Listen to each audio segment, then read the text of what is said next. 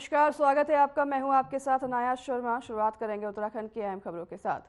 वर्ष 2024 में होने वाली चारधाम यात्रा को लेकर प्रदेश सरकार तैयारियों में जुट गई है, जिसके चलते राजधानी देहरादून के सचिवालय में पर्यटन मंत्री सतपाल महाराज की अध्यक्षता में अहम बैठक आयोजित हुई। इस बीच पर्यटन मंत्री सतपाल महाराज ने कहा कि इस बार चारधाम यात्रा के लिए ज्यादा पर्यटकों के आने की अपेक्षा की जा रही है, जिसे लेकर सभी अधिकारियों को तैयारी करने के निर्देश भी दिए गए हैं। साथ ही उन्होंने कहा कि केदारनाथ में पर्यटकों के लिए सुविधाओं का भी अभाव है, जिसे देखते हुए शौचालयों में फ्लोर हीटिंग की भी सुविधा दी गई है, ताकि शौचालय साफ रह सके। और साथ ही सड़कों के चौड़ीकरण के लिए लोक निर्माण विभाग को भी निर्देश दिए गए हैं।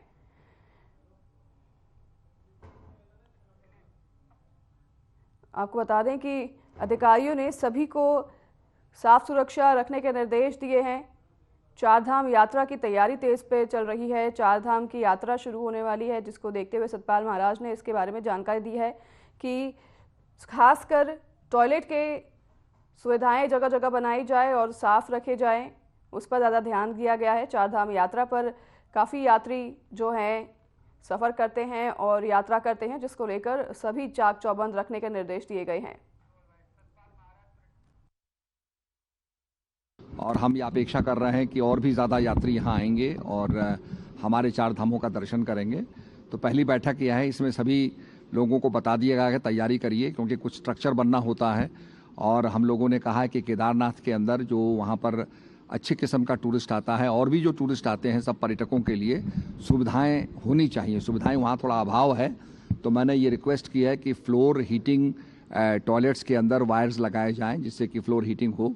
देखिए, आप जानते हैं कि बीच के वर्षों में कोविड के कारण से जो हमारी चारधाम यात्रा थी वो पूरी तरीके से प्रभावित हो चुकी थी और इससे जो प्रदेश की आर्थिकी है उस पर भी कई विपरीत प्रभाव पड़ा था। लेकिन प्रदेश के माननीय मुख्यमंत्री जी के निरंतर प्रयासों से जो चारधाम यात्रा है उसको फिर वो पटरी पर आई और विगत 2 वर्षों में जो चारधाम यात्रा रही है उसने नए कीर्तिमान प्रदेश में स्थापित करे हैं श्रद्धालुओं की संख्या का। इस वर्ष भी हमें अनुमान है कि बड़ी भारी संख्या में श्रद्धालु तीर्थयात्री धामों में आएंगे। तो इस दृष्टि से आज प्रदेश के पर्यटन मंत्री माननीय सतपाल जी महाराज के अध्यक्षता में जो यात्रा से जुड़े हुए विभिन्न विभाग हैं, एजेंसियां हैं, उनकी बैठक रखी गई थी। और माननीय मंत्री जी द्वारा जो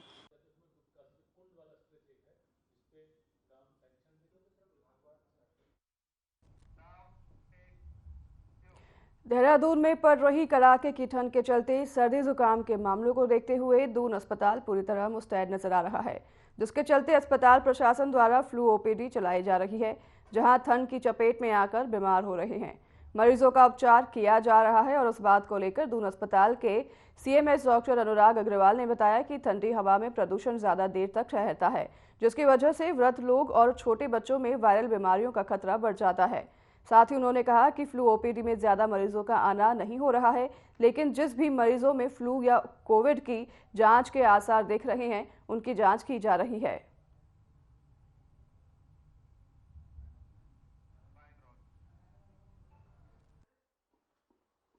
ओपीडी कोई हमारी बहुत ज़्यादा ऐसे बढ़ी है, ऐसी बात नहीं है। जो नॉर्मली जाड़ों में जिस तरह की ओपीडी रहती है, लेकिन हाँ, जाड़ों में जिस तरह से पोल्यूशन हवा में, ठंडी हवा में ज़्यादा देर ठहरता है, उस कारण से तो बड़ी उम्र के लोगों में जिनको पुरानी बीमारियां हैं और बहुत छोटे बच्चे हैं जिनमें वायरल डिजीज़ होने के चांस बढ़ जाते हैं। तो उसी क्रम में हम लोगों ने यहाँ फ्लू ओपीडी भी चलाई है। तो कोई अगर ऐसी प्रॉब्लम है तो वहाँ दिखा सकता है। लेकिन मैं इतना बोलना चाहूँगा, ओवरऑल कोई बहुत ज़्यादा मामले नहीं बढ़े हैं। हाँ, लेकिन जो हमारे एक रूटीन में पेशेंट आते हैं, उनकी अगर हमें लगता है कि फ्लू की जांच या कोविड की जांच करनी चाहिए तो हम कर रहे हैं। तो उसमें 1-2 केस इस तरह के पॉजिटिव आ रहे हैं। बाकी लगभग सभी मरीज अपना स्वास्थ्य लाभ लेकर घर जा चुके हैं।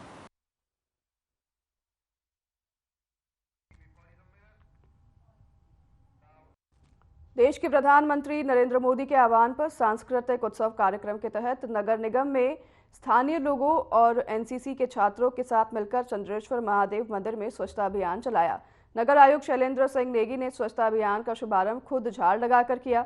मौके पर तमाम स्वयंसेवी भी स्वच्छता अभियान में हिस्सा लेने के लिए पहुंचे। नगर आयुक्त शैलेंद्र सिंह नेगी ने बताया कि सांस्कृतिक उत्सव 14 जनवरी से 22 जनवरी तक मनाया जा रहा है। इसलिए प्रतिदिन शहर के अलग अलग मंदिरों और सार्वजनिक स्थानों पर सफाई अभियान चलाकर लोगों को जागरूक करने का प्रयास किया जा रहा है। नगर निगम के पर्यावरण मित्र सफाई अभियान में बढ़ चढ़कर हिस्सा ले रहे हैं। नगर आयुक्त ने शहर को स्वच्छ रखने में लोगों से सहयोग की अपील भी की है। ये हमारी जो अपर मुख्य सचिव हैं राधा रतूड़ी जी, उनके निर्देशन पर सभी नगर निकायों में, नगर निगमों में और हमारे पूरे नगर के अंतर्गत ये कार्यक्रम शासन के स्तर पर भी इसके निर्देश हुए हैं। हमारे लिए सौभाग्य का विषय है कि मुख्य नगर आयुक्त श्रीमान शैलेंद्र सिंह नेगी जी, जो हमारे ऋषिकेश के उप जिलाधिकारी भी रह चुके हैं, उन्होंने आते ही बागडोर संभाली है। स्वच्छता ही सेवा का संदेश इसके माध्यम से हम लोग दे रहे हैं। मैं समझता हूं कि महीने में एक बार ऐसा आयोजन लगातार होना चाहिए, क्योंकि जो ये नगर है, ये नगर हम सबका है और इसकी स्वच्छता की जिम्मेदारी हम सबकी है। हम लोग जो है सांस्कृतिक उत्सव के शुभ अवसर पर, जो कि हमारा 14 जनवरी से 22 जनवरी तक आयोजित हो रहा है, उसमें नगर निगम ऋषिकेश के अंतर्गत हम लोग जो चंद्रेश्वर महादेव मंदिर है वहां पर आज सफाई कर रहे हैं। इसके बाद हम गुरुद्वारे में जाएंगे, क्योंकि आज प्रकाश पर्व भी है। 10वें गुरु श्री गोविंद सिंह जी की जयंती है वहां पर। इसके बाद नेक्स्ट प्रोग्राम हमारा वो है, फिर हमारे चौक चौराहे हैं, उसके बाद हम वाइंड अप करेंगे। इस समय हमारे साथ जो है भरत मंदिर इंटर कॉलेज के जो एनसीसी का junior wing, senior wing, girls boys और एनएसएस के बच्चे हैं, और साथ में तमाम जो ऋषिकेश के जो है स्वयंसेवी संस्थाएं हैं, अन्य समूह हैं, लोग हैं, और नगर निगम के सहयोग और उससे ये लोग कर रहे हैं। और ये कार्यक्रम 22 जनवरी तक चलेगा। शहर के विभिन्न समस्याओं के निस्तारण का हल ढूंढने की लेकर पौड़ी बचाओ संगठन के तत्वाधान में रामलीला ग्राउंड में एक सम्मेलन का आयोजन किया गया। सम्मेलन में राजनीतिक दल, सामाजिक संगठन, भूतपूर्व सैनिक संगठन, महिला संगठन, छात्र संगठन, संस्कृति कर्मी, लोक कलाकार और बुद्धिजीवी लोगों ने प्रतिभाग किया। और इसी के साथ आपको बता दें कि इस मौके पर शहर को विभिन्न समस्याओं, ट्रेचिंग ग्राउंड निर्माण के जरिए शहर का कूड़ा निस्तारण किया गया। बढ़े हुए पेयजल बिल और भवन कर शहर से हो रहे पलायन समेत विभिन्न समस्याओं पर चर्चा की गई। इस मौके पर विभिन्न संगठनों ने चर्चा करते हुए शहर के विभिन्न समस्याओं का हल ढूंढने की कोशिश की और अपने अपने सुझाव भी दिए।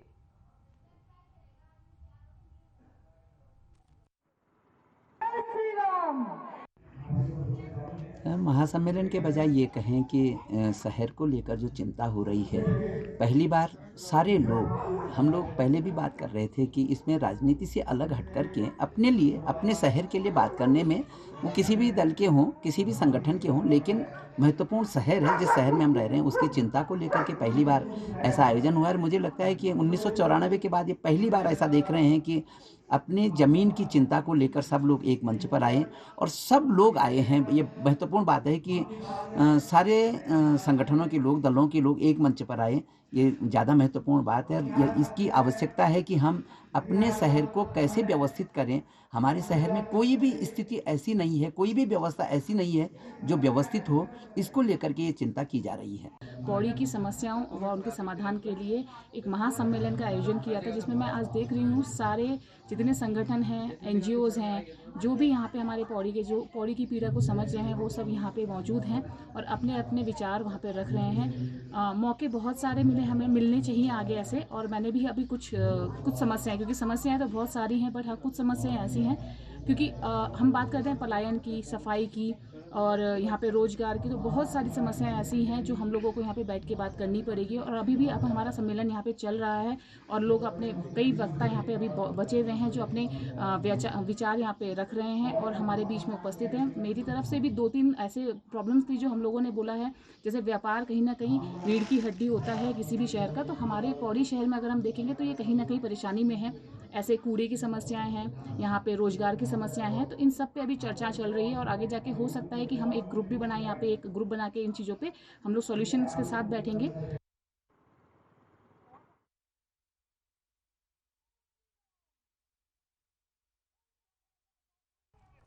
देहरादून रोड पर शिव दुर्गा मंदिर में भगवान की मूर्ति तोड़ने का आरोपी मानसिक रूप से कमजोर युवक निकला है।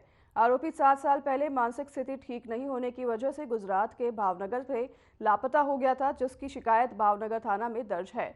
जानकारी मिलने के बाद पुलिस ने भावनगर पुलिस और परिजनों से संपर्क कर ऋषिकेश उसे बुलाया और अपने 7 साल पहले खोए हुए बेटे को देखकर परिजनों की आंखें भर आई। इसके साथ आपको बता दें कि परिजनों ने बेटे के मिलने पर जहां खुशी जाहिर की तो वहीं मंदिर की मूर्ति खंडित करने पर दुख भी जताया। परिजनों ने पुलिस को बताया कि उनका बेटा मानसिक रूप से ठीक नहीं है, इसलिए उसने इस प्रकार की हरकत को अंजाम दिया होगा। पुलिस ने शिव दुर्गा मंदिर के प्रबंधक को आरोपी के खिलाफ किसी भी प्रकार की कार्रवाई नहीं करने की बात कही है, जिसके बाद पुलिस ने आरोपी को उसके भाई के हवाले कर दिया है।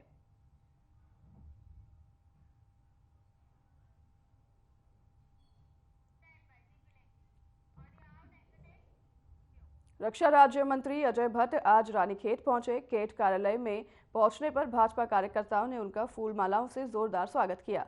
इस दौरान अजय भट्ट ने कार्यकर्ताओं के साथ बैठक की और रानीखेत में पर्यटन को बढ़ावा देने के लिए भी प्रस्ताव तैयार करने को कहा है। वरिष्ठ बीजेपी नेता मोहन नेगी और कार्यकर्ताओं ने क्षेत्र की समस्याओं में अजय भट्ट को अवगत कराया और इस दौरान चौबटिया में सेना द्वारा मुख्य सड़क को आम जनता के लिए बंद करने को लेकर भी वार्ता की गई, जिसके लिए अजय भट्ट ने शीघ्र समस्या का समाधान करने की बात भी कही है।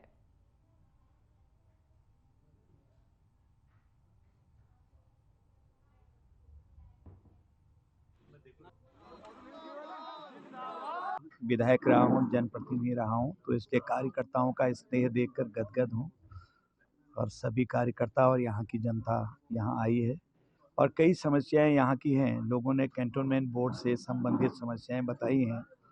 कहीं कहीं पर छुटमुट खटपट भी होती रहती है आर्मी और सिविलियन में, उसका सॉल्यूशन भी हम ढूंढ रहे हैं और निकट भविष्य में ये तय भी कर रहे हैं कि हमारी उत्तराखंड की सरकार वैसे कैबिनेट से पास कर दिया है। जितनी जल्दी जो प्रारूप चाहा है केंद्र सरकार ने, हमारे डिपार्टमेंट ने, उस पर अगर आंकड़े आ जाते हैं, उसके अनुसार रिपोर्ट आती है, तो फिर जल्दी ही हमारे कैंटोनमेंट बोर्ड जहाँ जहाँ हैं वो सिविल एरिया जितना भी है उनका, वो नगर पालिका, नगर महापालिका जहाँ की जैसी स्थिति होगी उसमें कन्वर्ट हो जाएगा। उत्तराखंड में बढ़ती ठंड और कोहरे के चलते कई दिनों से पूरे उधम सिंह नगर में लोगों को जीरो विजिबिलिटी की समस्या सामना करना पड़ रहा है, जहां घने कोहरे की वजह से चलते शाम को वाहन चालकों को परेशानी झेलनी पड़ती है। रुद्रपुर शहर के बीचों बीच निकलने वाले नेशनल हाईवे पर एक ओवरलोड ट्रक पलट गया। हालांकि किसी के हताहत होने की खबर नहीं है। सड़कों पर निकले तो किच्छा की ओर जाने वाले मार्ग पर काफी देर तक यातायात वंचित भी रहा। पुलिस ने मौके पर पहुंचकर क्रेन की मदद से ट्रक को हटाया।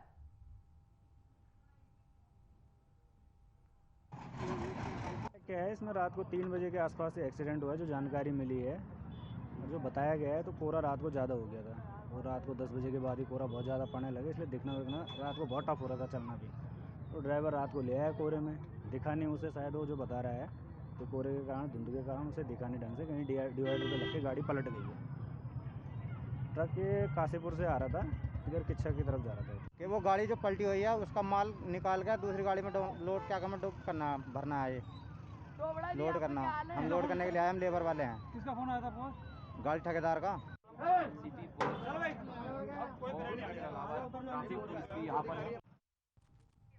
अंकिता भंडारी हत्याकांड के खिलाफ देहरादून में मुख्य विपक्षी दल कांग्रेस पार्टी की ओर से अंकिता भंडारी न्याय यात्रा पर बीजेपी कांग्रेस को घेरते हुए नजर आ रही है। बीजेपी के प्रदेश मीडिया प्रभारी मनवीर चौहान का कहना है कि कांग्रेस पार्टी बहुत नीचे गिर चुकी है, जबकि बीजेपी सरकार ने अंकिता भंडारी को न्याय दिलाने के लिए हर संभव प्रयास किए हैं। बता दें कि सीएम धामी की ओर से 24 घंटे के अंदर अपराधियों को पकड़ा गया है और साथ ही उन्होंने कहा कि मुद्दाहीन कांग्रेस पार्टी हमेशा षड्यंत्र करके सरकार को बदनाम करने की कोशिश करती रही है, जिससे जनता पहले भी नकार चुकी है।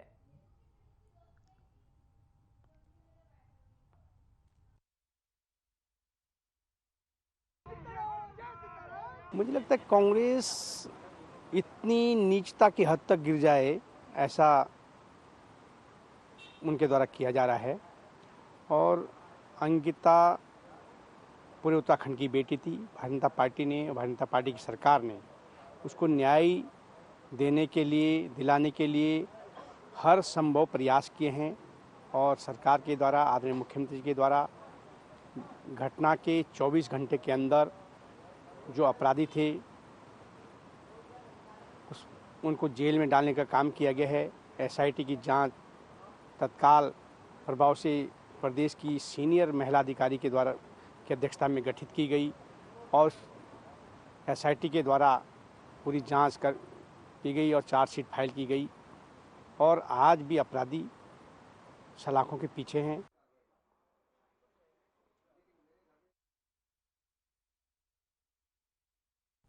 सितारगंज में अल्पसंख्यक मोर्चा के मंडल अध्यक्ष शाहनवाज हुसैन के कार्यालय पर प्रदेश अध्यक्ष ने बातचीत की है। आपको बता दें कि प्रदेश अध्यक्ष का कहना है कि वहां पर इंतजार हुसैन के नेतृत्व में कार्यकर्ताओं के साथ एक बैठक की गई।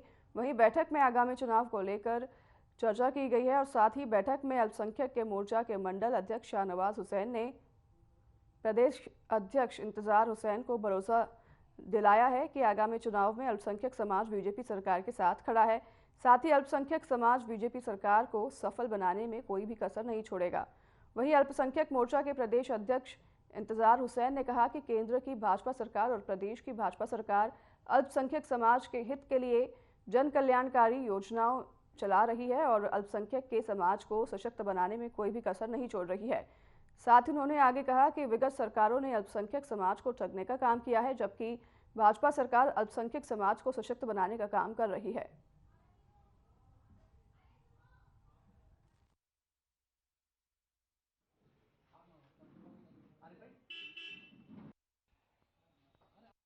सितारगंज मंडल नगर मंडल की मंडल कार्य समिति एवं गो सशक्तिकरण अभियान के विषय पर यहाँ मंडल कार्य समिति का आयोजन किया गया।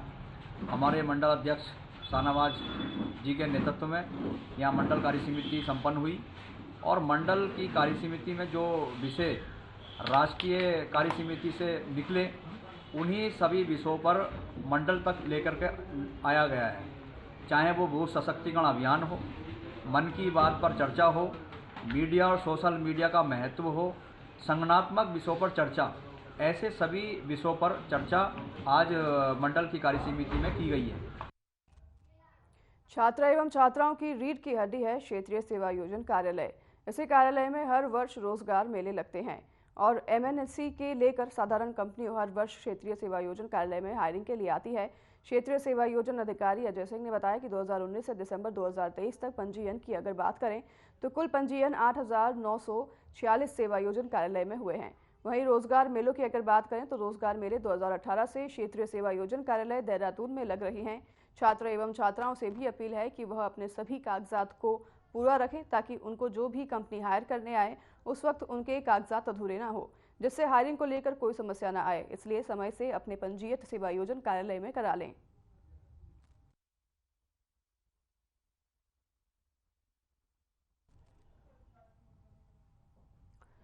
सेवा योजना कार्यालय से ये सूचना दी गई है कि छात्रों को पंजीयन करने की अपील की गई है। आपको बता दें कि मेले का आयोजन किया गया है, रोजगार मेले का आयोजन किया है, जिसमें सभी छात्रों से अपील की गई है कि अपने पूरे कागजात लेकर वहां पर हाजिर हों ताकि उनके हायरिंग में कोई भी दिक्कत ना आए। आपको बता दें कि सभी MNC भी इस रोजगार मेले में उपस्थित होती हैं और छात्र छात्राओं को खासकर अपील की गई है कि हायरिंग के समय कोई दिक्कत ना आए, इसलिए अपने सारे कागजात लेकर मौजूद हों।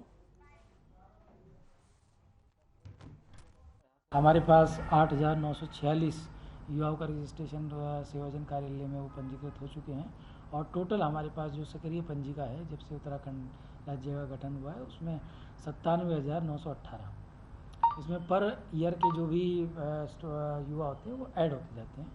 जहाँ तक रोज़गार मेलों की स्थिति है, इस वित्तीय वर्ष में अभी तक हमने 3 रोज़गार मेले लगाए हैं जिसमें कि 1490 प्रतिभागियों द्वारा प्रतिभाग किया गया है और 277 को फाइनल क्या नाम है प्लेसमेंट किया गया है और अभी इस मंथ के एंड में एक रोज़गार मेला प्रस्तावित है। तिथि जल्दी हम कार्यालय द्वारा घोषित की जाएगी। जहाँ तक कैरियर काउंसलिंग की बात है, अभी तक वर्तमान में हमने परिसर में कैरियर मतलब कि कार्यालय परिसर में 70 कैरियर वार्ताओं को किया है, जिसमें लगभग 1408 अभ्यर्थियों द्वारा प्रतिभाग किया गया है।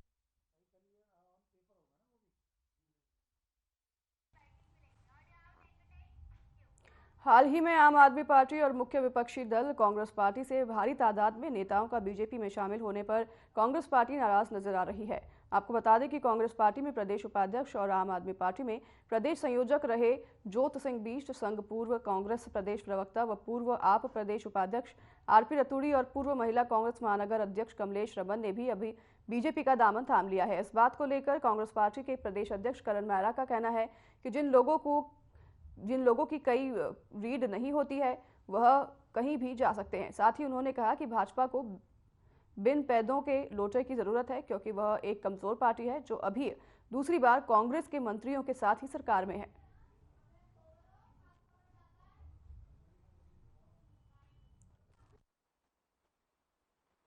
देखिए, वो तो मेरा घर छोड़ के पहले ही चले गए, और जो आदमी बेचैन होता है, बिन पैदी का होता है, वो कहीं भी जा सकता है, उसका कोई फर्क नहीं पड़ता। जिस आदमी की कोई रीढ़ ही ना हो, कांग्रेस ने सिखाया, कांग्रेस ने उपाध्यक्ष बनाया, कांग्रेस ने 2 चुनाव लड़ाए, वो आदमी आप में चलेगा, यहाँ बेचैन हो गया, आप पार्टी में भी बेचैन हो गया तो बीजेपी में चलेगा। और बीजेपी को बिन पैदों की जरूरत भी है क्योंकि कमजोर पार्टी है। आज भी दूसरी सरकार उनकी लगातार बन गई है, आधे से ज्यादा मंत्री अभी भी कांग्रेस पृष्ठभूमि के हैं। बीजेपी को विरोध की राजनीति के लिए बनाया गया था, लेकिन आज सत्ता में गलती से हैं, इसलिए वो कांग्रेस से आयातित करके लोगों को लेके मंत्री बनाते हैं, और अब और कमजोरी आई है तो बिन पैदी के लोटों को अपने साथ लेके जा रहे हैं। कांग्रेस के जो लोग पार्टी में जुड़ रहे हैं, हमारे नेतृत्व के प्रभाव के कारण जुड़ रहे हैं। मोदी जी का प्रभाव, पुष्कर धामी जी के जो कार्य पद्धति, उसके आधार बड़ी संख्या में लोग हैं। अब ये तो अपना नेतृत्व न संभालने की जो मैं कह सकता हूँ कि कमी है कांग्रेस के अंदर, उसके आगे इस तरह की बातें कर रहे हैं। हमने तो दरवाजे सबके लिए खोले, और जिस दिन करण मेहरा जी को लगेगा नरेंद्र भाई मोदी का नेतृत्व देर से फिर ध्यान में आएगा, नरेंद्र भाई मोदी जी के नेतृत्व के साथ उनको भी समझे, तो हम उनके लिए दरवाजे खोले, हम सबको आमंत्रित कर रहे हैं। लेकिन हमारे नेतृत्व के प्रभाव से ही कांग्रेस के लोग सभी दलों के लोग भाजपा के अंदर आ रहे हैं।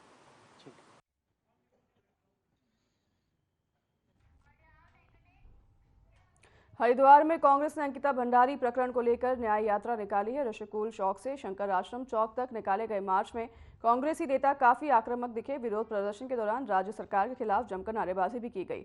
हरिद्वार कांग्रेस के नेताओं ने मांग की है कि अंकिता भंडारी प्रकरण की हाई लेवल जांच होनी चाहिए और दोषियों को कड़ी से कड़ी सजा भी दी जानी चाहिए। कांग्रेस नेताओं ने कथित वीआईपी का नाम उजागर करने की मांग भी की थी। साथ ही चेतावनी दी कि जब तक अंकिता भंडारी को न्याय नहीं मिलेगा, कांग्रेस सड़कों पर उतरकर आवाज उठाती रहेगी।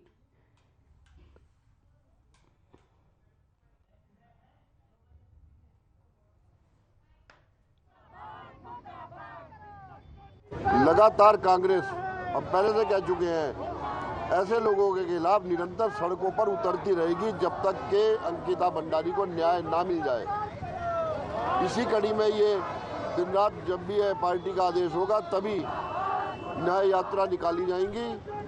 कांग्रेस शांत बैठने वाली नहीं है। वीआईपी की बात कर रहे हैं, उस वीआईपी का नाम क्यों नहीं उजागर कर रहे हैं? इसकी सीबीआई जांच करे, चाहे कोई भी जांच करे, चाहे हाई कोर्ट के न्यायाधीश से जांच कराई जाए। जब तक ये बिल्कुल फेयर जांच नहीं होगी तब तक कांग्रेस सड़कों पर ही रहेगी। कांग्रेस के लोकसभा प्रभारी गणेश गोदियाल समेत तमाम कांग्रेस के दिग्गज नेता न्याय पदयात्रा में शामिल हुए। देश के चर्चित अंकिता भंडारी हत्याकांड में कांग्रेस फिर सड़क पर उतर गए हैं।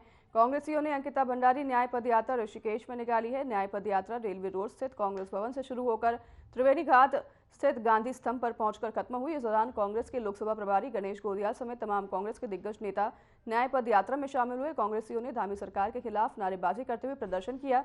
आरोप लगाया है कि घटना के सवा साल बीतने के बाद भी सरकार ने आज तक वीआईपी का नाम उजागर नहीं किया है। अंकिता भंडारी की हत्या करने वाले आरोपियों की कार्रवाई भी सरकार नहीं कर रही है। इसके लिए केवल सरकार से उनसे मांग की है कि इसकी कार्रवाई की जाए।